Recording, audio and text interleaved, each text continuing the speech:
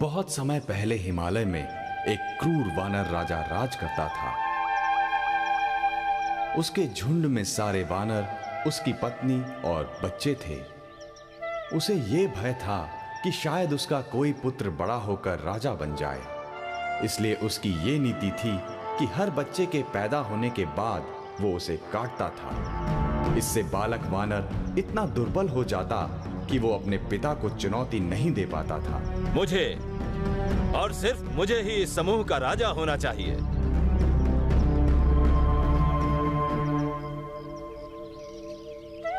यदि मैंने एक पुत्र को जन्म दिया तो मैं उसे अपने क्रूर पति से बचा कर रखूंगी।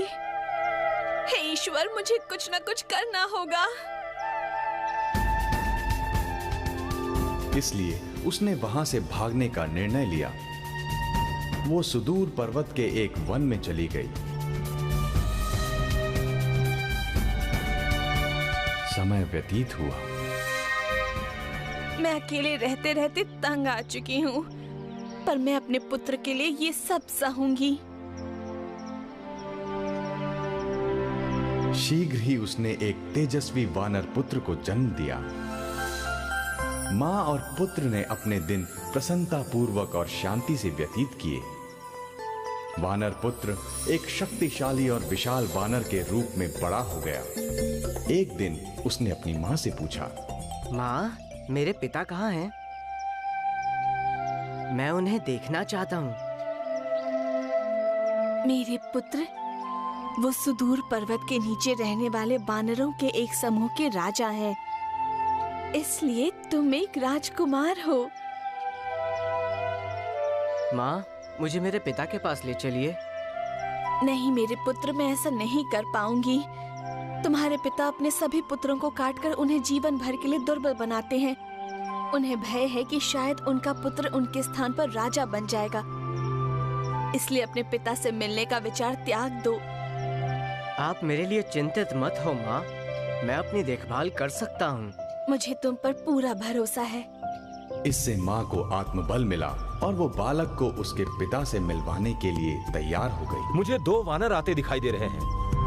एक वानर तो वो मेरी पत्नी है और उसके साथ उसने उस शक्तिशाली वानर को देखा और सोचा, मुझे इसमें कोई संदेह नहीं कि वो मेरा पुत्र है। जब वो और शक्तिशाली हो जाएगा तो वो मुझसे मेरा राज्य छीन लेगा। इसलिए मुझे उसका वध कर देना चाहिए। मैं ऐसा कर सकता हूँ। मैं उसके प्रति प्रेम दिखाने के बहाने गले लगा लूंगा, किंतु वास्तव में मैं उसे दबाकर मार डालूंगा। राजा ने अपने पुत्र का ये कहते हुए स्वागत किया, ओह मेरे भूले बिसरे पुत्र, तुम इतने समय से कहां थे? मुझे तुम्हारी बहुत याद आती थी। मेरी पत्नी, तुम मुझे क्यों छोड़कर चली गई? किंतु अब तुम लौट आई हो तो मैं प्रसन्न हूँ। फिर उसने अपने पुत्र को बाहों में लेकर गले लगा लिया। वो अपने पुत्र को पूरी शक्ति के साथ दबाकर उसकी जीवन लीला समाप्त करने की चेष्टा करने लगा। परंतु वानर राजकुमार एक हाथी की भांति शक्तिशाली था। उसने भी अपने पिता को कसकर गले लगाया। वो राजा को तब तक कसकर दबाता रहा जब तक उसे बूढ़े पिता की एक एक पसली के टूटने की आवाज नहीं सुनाई दी। इस भयंकर मिलन के बाद वानर राजा और भी अधिक भयभीत हो गया कि एक दिन उसका पुत्र उसका वध कर देगा। फिर उसने सोचा, यहाँ पास में एक तालाब है जिसका स्वामी एक जल दैत्य है। मेरे पुत्र को खाने के लिए उसे लाना बहुत आसान होगा। फिर मेरी समस्याएं समाप्त हो जाएंगी। ओ मेरे प्रिय पुत्र, अब तुम्हारे घर आने का ये बिल्कुल सही समय है। अब मैं बूढ़ा हो गया हूँ और मैं तुम्हें अपना वानर समूह सौंपना चाहता हूँ, परंतु राज्याभिषेक समारोह के लिए मुझे पुष्प आदि चाहिए। तुम पास के तालाब पर जाओ और 2 प्रकार की सफेद जलकुमुदनी, 3 प्रकार की नीली जलकुमुदनी और 5 प्रकार के कमल लेकर आओ। उस पर वानर राजकुमार ने कहा, जी पिताजी, जैसा आप कहें, मैं पुष्प लेकर आता हूँ। जब वो तालाब के पास पहुंचा तो उसने देखा कि वहां पर तरह तरह की जलकुमुदनी और कमल उगे हुए थे। परंतु तालाब में सीधे घुसकर उन्हें लाने के बजाय उसने ध्यान से जांच की। ये मुझे मारने का षड्यंत्र हो सकता है। मुझे बहुत होशियार रहना चाहिए। मुझे पहले इस जगह की जांच करनी चाहिए। वो धीरे धीरे तालाब के किनारे चला और उसने देखा कि वहां कुछ पैरों के निशान तालाब में जा तो रहे हैं, किंतु वापस नहीं आ रहे। कुछ देर देखने के बाद उसने सोचा, इससे साफ पता चलता है कि इस तालाब पर जल दैत्य का राज है। मेरे पिता ने चालाकी से मुझे मारने का षड्यंत्र रचा है। मुझे स्वयं को साबित करना चाहिए। मुझे उसे हराने का तरीका ढूंढना होगा। उसने आगे जांच की और तालाब का एक सुरक्षित भाग भी ढूंढ लिया। काफी कोशिशों के बाद वो एक भाग से दूसरे भाग जाने में सफल हो गया और अपनी छलांग के बीच उसने बिना जल में प्रवेश हुए नीचे झुककर पुष्प भी तोड़ लिए। ओह, ये सच में बहुत ही मुश्किल कार्य है, पर मुझे यहाँ से सारे पुष्प ले जाने होंगे। फिर उसने और अधिक पुष्प तोड़ते हुए दोबारा छलांग लगाई। उसके इधर से उधर कूदने का क्रम चलता रहा और उसने बहुत सारे पुष्प एकत्रित कर लिए। अचानक एक तेज ध्वनि हुई।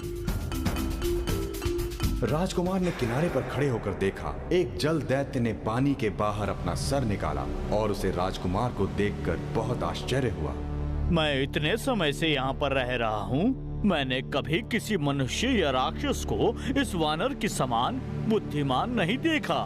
इसने बिना मेरी शक्ति की पहुंच में आए यहाँ मेरे इस जल राज्य से अपनी पसंद के सारे पुष्प एकत्र कर लिए। धीरे धीरे वो भयंकर दैत्य जल से अपना मार्ग बनाता हुआ बाहर किनारे पर आ गया। महाराज, वानरों के राजा, किसी भी प्राणी को उसके शत्रु द्वारा अपराजित बनाने के लिए 3 गुण आवश्यक होते हैं। ऐसा लगता है वो तीनों गुण आप में हैं। निपुणता, साहस और विवेक। आपको तो सचमुच अजय होना चाहिए। हे पराक्रमी, मुझे बताइए, आपने ये सारे पुष्प क्यों एकत्र किए हैं? मेरे पिता मुझे अपने वानर समूह में राजा बनाना चाहते हैं। मेरे राज्याभिषेक के लिए मुझे ये पुष्प इकट्ठा करने के लिए भेजा है। आप राजा बनाए जाने के लिए बिल्कुल योग्य प्राणी हैं। आप जैसी पुण्य आत्मा को इन पुष्पों का बोझ नहीं उठाना चाहिए। आपके लिए इन्हें मैं लेकर चलता हूँ। जल दैत्य सारे पुष्प उठाकर वानर राजकुमार के पीछे पीछे चलने लगा। वानर राजा ने जल दैत्य को पुष्प उठाकर राजकुमार के पीछे पीछे चलते देख लिया। उसने सोचा, मैंने उसे पुष्प एकत्रित करने भेजा था, ये सोचकर कि जल दैत्य उसे खा जाएगा, परंतु उसने जल दैत्य को अपना दास बना लिया। मैं हार गया। वानर राजा को लगा कि उसके बुरे कार्यों का परिणाम उसके सामने आ गया है।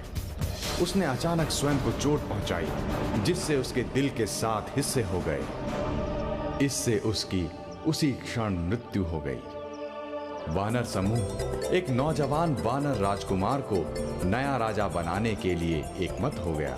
मुझे आशीर्वाद दीजिए माँ। तुम्हारी सदा विजय हो पुत्र। इससे ये सीख मिलती है, होशियार रहने का फल हमेशा मिलता है।